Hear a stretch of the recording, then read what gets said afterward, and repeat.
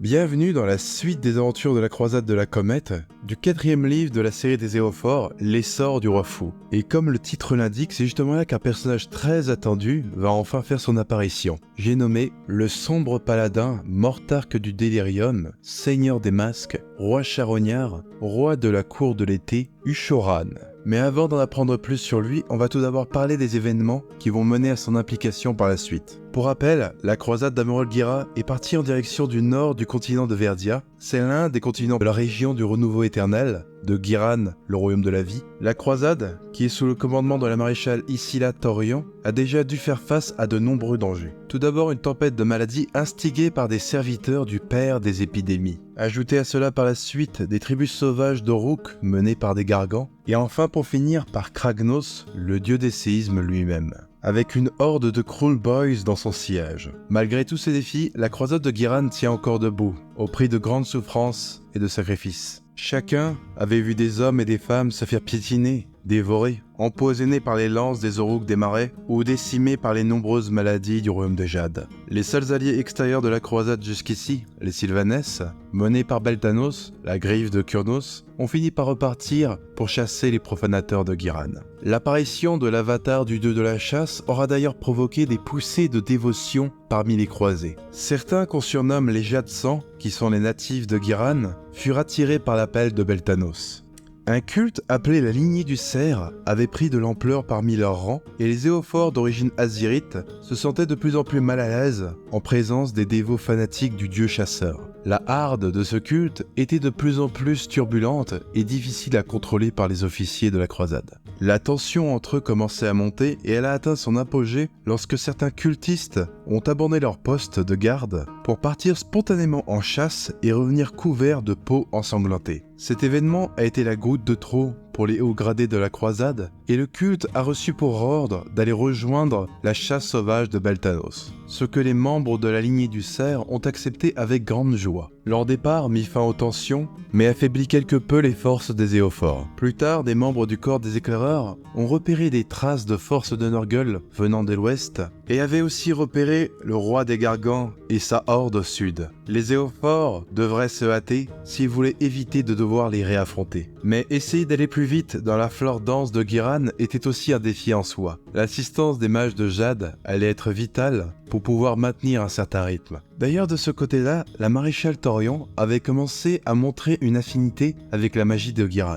Cette prédisposition lui viendrait de ses ancêtres, originaires de Giran, nommés les reines druides. Elle a employé ses talents ésotériques afin d'apaiser la faune et la flore sauvage du royaume de la vie, ce qui a eu pour effet de grandement booster le moral de ses troupes qui ont commencé à la surnommer la Dame des Feuilles. Après un long voyage, la croisade finit par atteindre les vallées de l'Encolure dans le nord de Verdia. Mais quelle ne fut pas la surprise de la croisade lorsqu'ils se retrouvèrent face à un immense mur ossiarque. Contourner le rempart ne semblait pas une option, car il semblait s'étendre à la vallée entière. Cela dit, on pouvait voir des failles apparaître dans le matériau osseux strié de veines d'émeraude et d'aigues marines. Une faille sans doute provoquée par le rite de la vie de la reine éternelle. Un ossiarque, le suzerain Aurox, a fini par venir à leur rencontre depuis le haut du mur. Il n'a pas été ouvertement hostile et a simplement ordonné aux croisés de faire demi-tour. L'érection de cette muraille avait été ordonnée par le grand nécromancien pour des raisons qui transcendaient ses guerres avec les mortels. De par le fait, ce qui se passait dans l'encolure ne regardait que les Shaychiens, et ceux qui essaieraient d'y pénétrer ne trouveraient que la mort. Cependant, la maréchale Torion n'avait aucune confiance envers les légions ossiarques, qui essaieraient sans doute de récolter leurs os dès que l'occasion se présenterait. De plus, bien des ennemis se trouvaient encore derrière eux et pourraient être en train de les poursuivre. Il a alors été décidé de tirer sur la faille du mur avec une munition assez particulière, des graines de Sorsandron. Ces graines avaient la taille d'un boulet de canon avec des coques renforcées qui, quand elles éclataient, libéraient une masse de racines qui se développaient à une vitesse fulgurante. Leur but était à la base d'être utilisés pour créer des murs impénétrables une fois la colonie établie. Elles ont fini par avoir une utilité assez différente une fois qu'elles ont été tirées à l'intérieur de la faille du mur. La force de la masse des racines étira le mur et le fit s'écrouler dans un immense fracas. Des immenses fragments d'os commencèrent à pleuvoir sur les Ossiarques de l'autre côté du mur. Les Éophores en profitèrent pour lancer la charge générale à travers la brèche. L'intervention de la magie de la maréchale avait été nécessaire pour ce coup de force, mais le contre-coup de la magie, utilisé jusqu'ici, commençait à lui peser. Les doigts de l'une de ses mains commençaient à muter. La chair se transformait en écorce couverte de lierre. Cela dit, l'effet de surprise de son tour de force a donné l'avantage aux Éophores contre les Ossiarques, et ils réussirent enfin à atteindre les vallées de l'encolure. La région semblait être empreinte d'une aura sombre et malfaisante, sans doute due à la nécromancie des serviteurs de Nagash. Petit à petit, d'étranges phénomènes commençaient à arriver, mais le plus troublant était la multiplication des croisés qui insistaient pour se rendre sur le pic central de l'encolure, à la forteresse qui semblait y trôner. Aucun d'entre eux ne savait vraiment pourquoi, cela dit. Ils se sentaient comme attirés par cet endroit, convaincus que le maître des lieux les traiterait avec soin. Après quelques jours d'errance, un crépitement d'éclairs non loin attira l'attention des Éophores, et ils firent une rencontre plus que bienvenue, des éternels de l'orage menés par Astrea Solbright, la seigneur arcanum de la chambre des âmes miroitantes. Astrea et ses camarades étaient en quête de savoir qui pourrait aider à améliorer le processus de reforge des éternels de l'orage. Cette quête les a menés sur la piste d'un seigneur aux nombreux titres qui, d'après les rumeurs, serait pourvu d'un savoir perdu sur les lois cosmologiques régissant la mort et la vie. Son intérêt fut alors d'autant plus piqué lorsqu'elle entendit certains membres de la croisade parler de l'appel qu'ils semblaient entendre venant du sombre paladin. Un accord fut alors passé entre la maréchale et la seigneur arcanum. Elle et un groupe de ses meilleurs hommes accompagneraient Astrea à la forteresse, et en échange de quoi les éternels les escorteront ensuite à travers l'encolure. Pendant ce temps, à la nouvelle cour de l'été, on apprend qu'un complot se trame autour d'Ushuran, et ce par Sekar, l'une des crocs de Nulamia, qui sont les lieutenants de Neferata, la mortarque du sang. Et elle est assistée par le juge suprême de la cour de Shoran, Gormain, qui est un vampire abhorrent assez unique, car il a des sursauts de lucidité à certains moments, ce qui le fait sortir du délirium des autres manchères. Dans des cas comme ça, habituellement, les manchères éliminent ceux qui sortent de l'illusion, mais Gormain joue suffisamment bien la comédie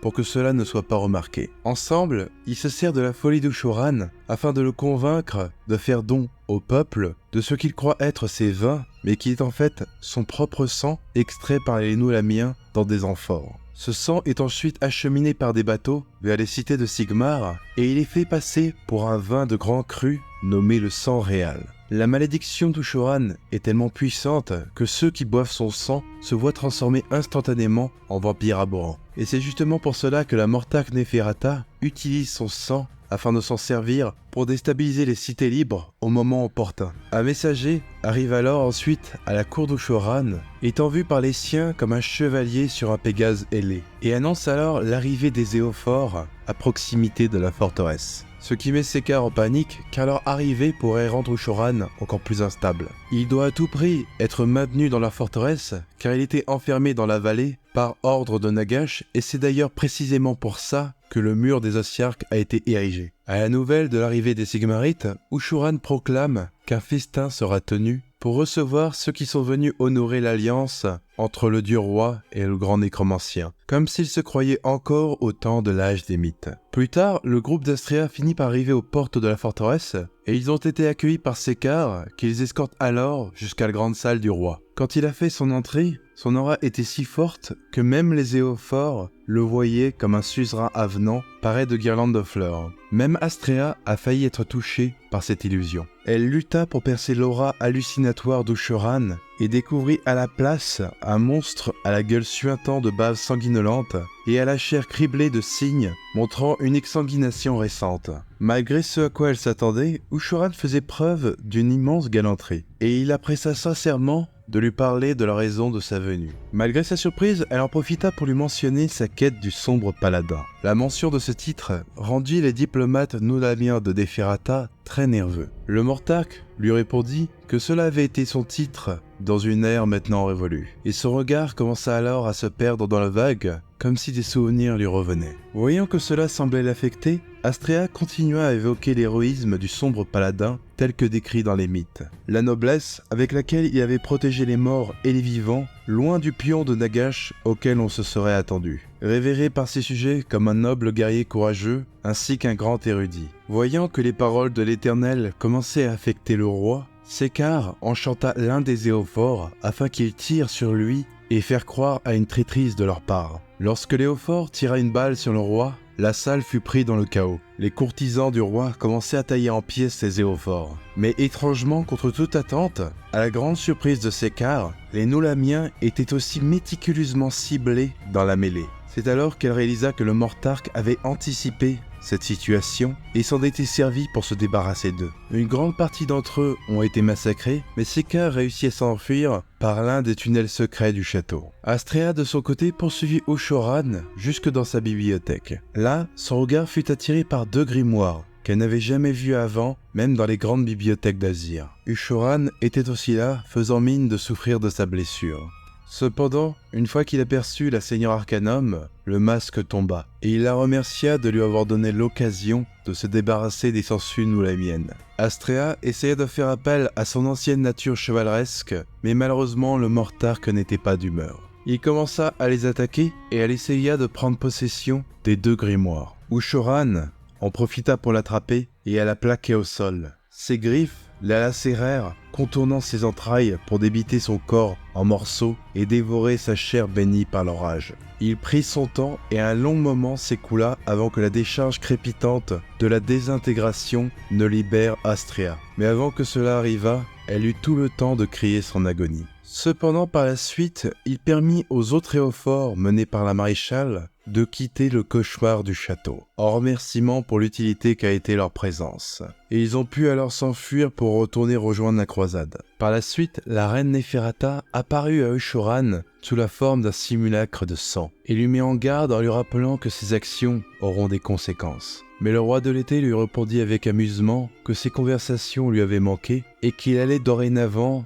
venir plus souvent au conseil de leur maître. Et voilà où se finit pour l'instant l'histoire de la campagne de Ghira dans le livre 4.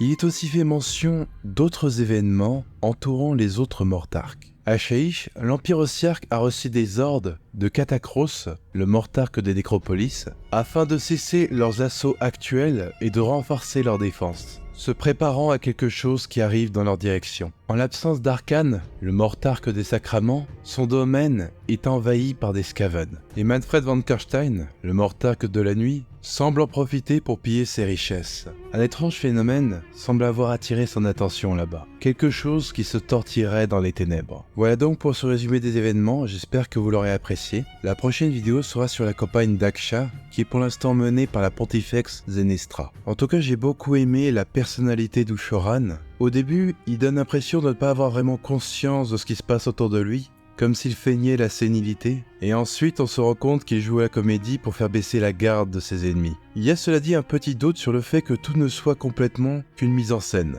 Avant de mourir, Astrea a soulevé un peu le point que ses manières chevaleresques pourraient être un écho de ce qu'il a vraiment été durant l'âge des mythes. D'ailleurs, d'après certaines histoires, ce qui l'a poussé à se rebeller contre Nagash et qui l'a rendu tel qu'il est maintenant, pourrait avoir été motivé par son désir de protéger les vivants contre le désastre dont il avait découvert l'existence, qui allait par la suite, comme on le sait maintenant, provoquer le nécroséisme. Il pourrait donc sommeiller une vraie noblesse d'âme dans le cœur d'Ushoran, incarné par son ancien alter ego, le sombre paladin. J'aimerais aussi faire une annonce importante, la chaîne est maintenant partenaire YouTube depuis quelques temps, et il est maintenant possible de soutenir la chaîne en la rejoignant, tout en bénéficiant de certains avantages. Quand vous cliquez sur le bouton rejoindre, il y aura une vidéo qui vous expliquera les différents bonus des différents tiers d'abonnement de la chaîne. Et si jamais c'est sans engagement, vous pouvez vous arrêter quand vous le souhaitez. Une autre manière d'aider la chaîne, si vous le souhaitez, est d'utiliser l'un des liens affiliés partenaires qui seront dans la description. Je ne pousse bien sûr pas à la consommation,